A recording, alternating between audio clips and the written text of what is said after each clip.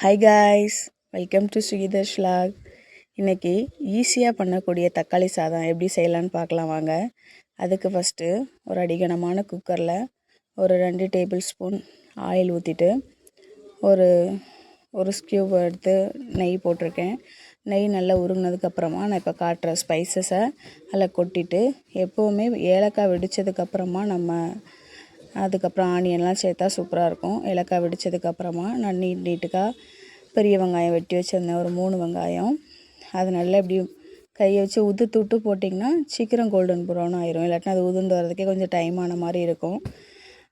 நல்லா கிளறி விட்டுட்டு இஞ்சி பூண்டு அரைச்சி வச்சுக்கோங்க. நான் ஆல்ரெடி எல்லாம் அரைச்சி வச்சிட்டேன். இன்றைக்கி என் பொண்ணுக்கு என்னென்னு பார்த்தீங்கன்னா தக்காளி சாதமும் சிக்கன் 65 தான் கொடுத்து விட்றேன். இன்றைக்கி 65க்குள்ள மசாலா நான் எப்படி போட்டேன்றதை உங்களுக்கு சொல்லலை, நான் சொல்கிறேன். கொஞ்சமாக மல்லித்தூள், மஞ்சத்தூள், வத்தல் தூள், அப்புறம் கொஞ்சமாக தயிர் விடுங்க, இல்லாட்டினா லெமன் பிழிஞ்சு விட்டால் ஓகே. உப்பு போட்டுட்டு கலர்ஸ் எதுவுமே சேர்க்க வேண்டாம், குழந்தைங்களுக்கு கொடுக்குறதுனால. நம்ம சாப்பிட்டாலுமே எந்த கலருமே ஆட் பண்ணாமல் சாப்பிட்றது உடம்புக்கு ரொம்ப நல்லது. இன்றைக்கி என்னோடய பொண்ணுக்கு இது தான் கொடுத்து விட்டுருந்தேன். நல்லா சூப்பராக இருந்துச்சு. நாங்கள் குழந்தைங்களுக்கு சேர்க்குறதுனால எப்போவுமே உப்பு, உரப்பு எல்லாமே கம்மியாக சேர்த்து விடுங்க, அப்படின்னா அவங்களுக்கு சாப்பிடவும் தோணும். ஏன்னா நம்ம இருக்க மாட்டோம் பக்கத்தில் ஸ்கூலில், அதனால் அவங்களுக்கு என்ன தெரியுதுன்னு சொல்ல தெரியாதனால நீங்கள் அதை கரெக்டாக கொடுத்து விடுங்க. இந்த சைடு தக்காளி சாதத்துக்கு வெங்காயம் நல்லா கண்ணாடி பதத்துக்கு வந்துட்டு, ஆனால் நல்லா கோல்டன் ப்ரௌனுக்கு வரணும். கொஞ்சம் கல் உப்பு போட்டிங்கன்னா சீக்கிரம் கோல்டன் ப்ரௌன் வந்துடும். நான் நல்லா கிண்டி விட்டுட்டு இருந்தேன். பக்கத்தில் 65 ரெடி ஆகிட்டு இருந்துச்சு. நல்லா கோல்டன் ப்ரௌன் வந்ததுக்கப்புறமா இஞ்சி பூண்டு போட்டுட்டு, இந்த சைடு சிக்கன் ஒரு பக்கம் வந்துச்சு, இன்னொரு பக்கம் மாற்றி போட்டுட்டேன். இங்கே பாருங்கள், நல்ல வெங்காயம் வந்து கோல்டன் ப்ரௌனாக ஆக ஆரம்பிச்சிடுச்சு. நீங்கள் எந்த குழம்பு செஞ்சாலும் எது பண்ணாலுமே நீங்கள் நல்லா கோல்டன் ப்ரௌன் ஆனதுக்கப்புறம் பண்ணிங்கன்னா டேஸ்ட்டு சூப்பராக இருக்கும். அதுக்கப்புறம் நான் இஞ்சி பூண்டு ஒரு 1.5 டீஸ்பூன் போட்டுட்டு அந்த பச்சை ஸ்மெல் போகணும். அது நல்லா பச்சை ஸ்மெல் போனதுக்கப்புறமா 3 வெங்காயம், 3 தக்காளி. நான் எப்போவுமே தக்காளி சோறுங்க வச்சா ஈக்குவலாக தான் எடுப்பேன். 3 தக்காளி நான் ஆல்ரெடி வெட்டி வச்சுருந்தேன்.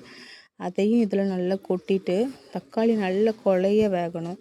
குழைய வேகிறதுக்கு நீங்கள் உப்பு போட்டுக்கலாம், லைட்டாக உப்பு போட்டு கொஞ்சம் மூடி வச்சிடலாம் சிம்மில். அந்த வெண்ணெய்க்கும் அந்த வெக்கைக்கும் நல்லா குழஞ்சிடும். தக்காளி சோறுக்கு தக்காளி கொஞ்சம் கண்ணாடி பதத்தில் இருந்தாலும் சூப்பராக தான் இருக்கும். அதை நம்ம பெரியவங்க சாப்பிட்டுப்போம். ஆனால் குழந்தைங்களுக்கு வந்து தக்காளி திப்பியாக இருந்தால் அதை எடுத்து வச்சுருவாங்க. அதனால் நல்லா குழச்சி நல்லா மசிச்சு விட்டுட்டோன்னா அவங்களுக்கு ஓகேவாயிரும். சிக்கனும் இன்னொரு பக்கம் ரெடி ஆகிடுச்சு. இது 2வது பேட்ச் போட்டாச்சு, பொரிச்சு எடுத்துகிட்ருக்கேன். குழம்புக்கு தக்காளி நல்லா மசிச்சு போடுங்க, சூப்பராக இருக்கும். அதே மாதிரி இப்போ நம்ம பண்ண தக்காளி சாதத்துக்கு ரெடி ஆகிடுச்சு. நான் இன்றைக்கி என்ன போட்டேன்னா ஸ்பைசஸில் கரம் மசாலாவும் வத்தல் பொடியும் மட்டும்தான் போட்டேன். நான் இன்றைக்கி வந்து வத்தல் பொடிக்கு காஷ்மீரி சில்லி பவுட்ரு எடுத்திருக்கேன். நான் 1 கிளாஸ் அரிசிக்கு 3 கிளாஸ் தண்ணி வைப்பேன். அதே மாதிரி 1/2 மணி நேரம் ஊற வச்சுருப்பேன். அரிசி கொட்டிட்டு தண்ணியும் 1க்கு 3 ஊற்றிட்டு உப்பு லாஸ்ட்டாக செக் பண்ணிக்கோங்க. ஏன்னா நம்ம பல்லாரிக்கு உப்பு போட்டிருக்கோம், தக்காளி மசிறதுக்கு உப்பு போட்டிருக்கோம். அரிசி போட்டதுக்கப்புறம் உப்பு லைட்டாக தூக்கலாக இருக்கணும், அப்படின்னா சாப்பாடு வெந்து வரும்போது கரெக்டாக இருக்கும். நான் செக் பண்ணி பார்த்தேன், உப்பு கம்மியாக இருந்துச்சு. உப்பு போட்டு நல்லா கிளறி 3 விசில் ஃபுல்லாக வச்சுட்டு 1 விசில் மீடியமில் வச்சுட்டு இறக்குனா சூப்பரான தக்காளி சோறும் ப்ளஸ் சிக்கன் 65 ரெடி. சூப்பராக இருந்துச்சு. நீங்கள் கண்டிப்பாக ட்ரை பண்ணி பாருங்கள். முக்கியமான விஷயம், உங்கள் குழந்தைங்களுக்கு கொடுக்கும்போது கலர் பொடி எதுவுமே சேர்க்காதீங்க.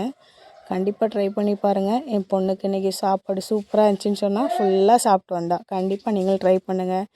பிடிச்சிருந்தா ஸ்ரீதர்ஷ் vlog சப்ஸ்கிரைப் பண்ணுங்கள், லைக் பண்ணுங்கள், மறக்காமல் ஃப்ரெண்ட்ஸ் அண்ட் ஃபேமிலிக்கு ஷேர் பண்ணுங்கள்.